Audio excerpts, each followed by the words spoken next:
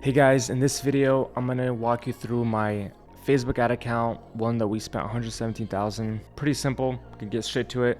I know I've been a little lackluster on videos and kind of haven't been posting for a little bit, but I want to get back into it. I love providing value, just kind of giving you guys valuable trade secrets, what's working for me, what's not working for me. And here's a kind of deep dive into one of ad accounts for last month. Kind of wanted to be more transparent and literally show you guys inside the ad account how we scaled to that amount, how much profit we made, and then just some kind of L's that we took. But yeah, let's get right into it. As you know, we don't waste time, we just go right into the video. All right, so here's pretty much the ad account that has spent. So let me show you exactly. So over here there's a total spent amount of 117,000. From that we pretty much generated 166. Now this number isn't super accurate. The profit was more like 60k profit, so I think this was more like close to 200k range. But I just kind of wanted to show you guys a deep dive in how we're able to spend so much and yet still remain a profit, because a lot of you guys have an issue with once you kind of pass more than 5 grand in spend, your profit margin kind of goes away. So first of all, I kind of do more of a shotgun approach or horizontal scaling, which means I have a lot of campaigns and a lot of them are set to spend like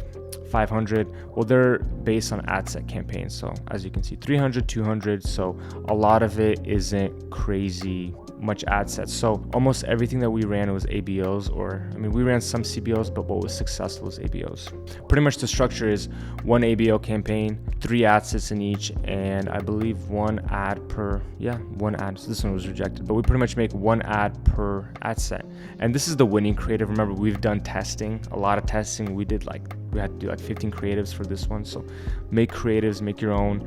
And this one did well, so 1.6 ROAS. And so we pretty much just made a shit ton of campaigns with a bunch of ad sets and scaled it up. So now, however, there's a few metrics that you have to do before scaling the ad. So that's something that you don't see here that I kind of want to dive into more. So before scaling an ad or being able to scale it but sustain a good ROAS is making sure your creative is a winner. And so let me kind of go through some statistics about how to tell if your creative is a winner. All right, so if you go to the performance and clicks view, you can see based on a campaign, you can see the metrics. So some the big key metrics that I always look for is click-through rate, is cost per click, and then CPMs, cost per impressions. So this kind of gives you a really general idea to let you know if you're targeting the right audience and if your creative is trash or it's good. So click-through rate, that's kind of the basics. So whenever you launch an ad, you'll know click-through rate real fast. So the higher the click-through rate, the better. So your golden rule in order to scale, you want your click-through rate to be at least over 2%. So that's before scaling. I would even say push 3%. After scaling, your click-through rate kind of goes down because you're reaching a bigger audience, but you want to keep it at 3% before scaling. And then once you scale, it'll drop obviously. So you can see here, they're all running, I believe, the same creative, but there's a difference in each one. And that's why I kind of do the shotgun approach where I do a lot of ad sets, because you're able to target such a wide variety of people. A group of people might not be really engaged, another group of people might be really engaged. And so when you spread out so much campaigns, you kind of shotgun all these people and you're able to, make it work. But here's the secret sauce and how to make this really work is based on rules, and I'll kind of touch that in a little bit. Back to the click-through rate, you also look for cost per click. So my ideal cost per click is usually around $1, but again, it depends on verticals. So this is a loan vertical where usually you want $1 or under $1. Usually 80 cents is what I'm really comfortable with. Obviously the more you scale, the expensive it gets. And then CPMs, CPMs, this is a good CPM. CPM is very based on your click-through rate. So the higher the click-through rate, the lower the CPMs. So pretty much make a really good ad. The best way to know if you're making a really good ad is if your click-through rate is high, above 2%. If your click-through rate is above 2% and you're still losing money, chances are your pixel's not warmed up. I'll run it for a couple of more days and you're still losing money, then it's usually the offer's crap. Anyways, this is videos kind of once you find a really good offer. Okay, so back to the screen. So once you've kind of find a winning creative, right? Again, look at your click-through rate. You could look at it on the ad level. You don't have to look at it on the campaign level. Once you establish that you have a good creative, which using these metrics, right? Okay, so we know we got a good creative, we started running it, we're profitable. How do we scale this to spending 5, 6k, 10k a day? So what I use is the best way I like to do is using rules. So because you're doing such a basic shotgun approach, you're having hundreds of ad sets, and a lot of times, like I would say 80% of the ad sets lose money. So actually let me just get you guys to the rules right away.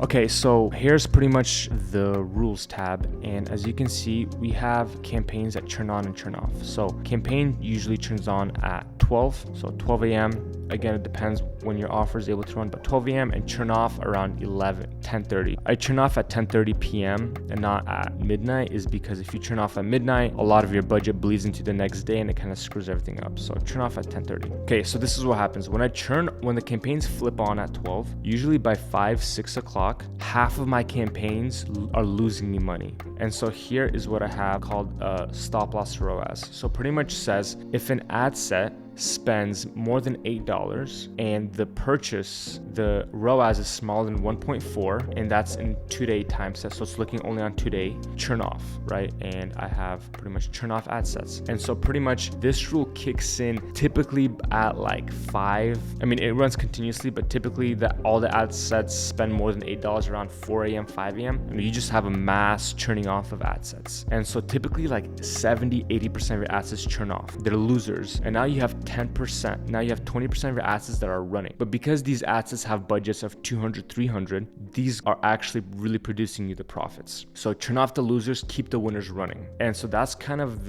with the shotgun approach, you need to use rules or else you're gonna just lose a shit ton of money. So you kind of gotta cut off your losers and let your winners run. What I even do is if the winner is good, let's say the ROAS is around 2, I would double the budget. So let's say I'm starting off the day with a campaign that has a $500 budget and I'm running this $500 campaign. At 10 a.m. it's doing 2 ROAS and it's doing and it spent $100. I'm like, sweet, I want this campaign to spend even more. So I jump it from 500 to 1,000 at 10 a.m. And that's when the campaign really starts working. Sometimes when you do that, that campaign actually dies. And that kind of sucks. So that's kind of, you have to watch it a little bit and kind of see if it's worth it. But sometimes you do it and the campaign does well and it just prints money at that point. So that's kind of the idea. So the approach is a shotgun approach, right? You have hundreds of ad sets running. Obviously after your creative is good. Once those ad sets are, you have a stop loss. The stop loss kills all the ad sets that are losing you money. And pretty much from there, you are, 20% that are still on are just printing you cash. So yeah, I mean, I guess like a little overview is first you have to make sure you get a good creative, which is a 2% click-through rate or higher, a low cost per click. Again, that variable very depends on what vertical you're running in. So vertical like loan, health, debt, but this is loan. It's a very broad offer. So, you want a high click-through rate, but yeah, pretty much you run a ton of ad sets, all these ad sets spend money, and then you have rules that turn off the losers and keep the winners running, and then the winners just print you money.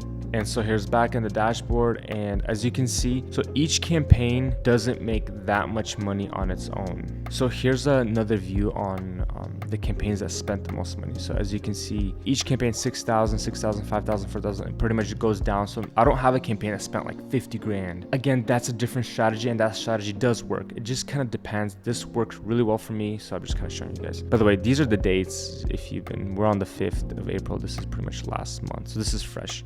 As you can see, they did not spend a lot of money. In each one of them has, a few ad sets, right? So, this has 6, and each one of them has, it depends, different daily budgets, because when an ad set does well, you keep the budget up. If one that does bad, you keep it low. That way you're all kind of, always making money.